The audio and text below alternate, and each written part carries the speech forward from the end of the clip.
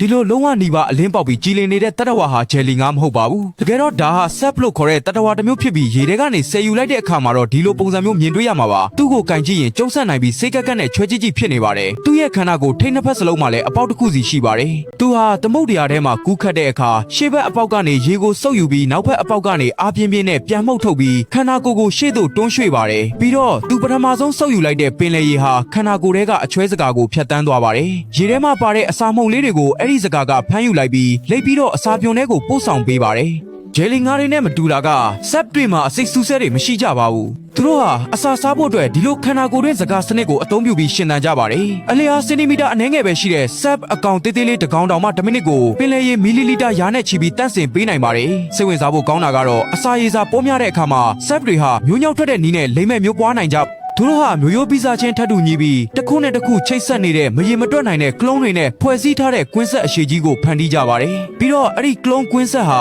မီတာပေါင်းများစွာအထိရှည်လျားလာနိုင်ပါတယ်။နောက်ဆုံးမှာတော့အဲ့ဒီကွင်းဆက်ဟာပြတ်တောက်သွားပြီးဆက်တစ်ကောင်ချင်းစီကိုသမုတ်တရားထဲပြန်လည်လွှတ်ပေးလိုက်ပါတယ်။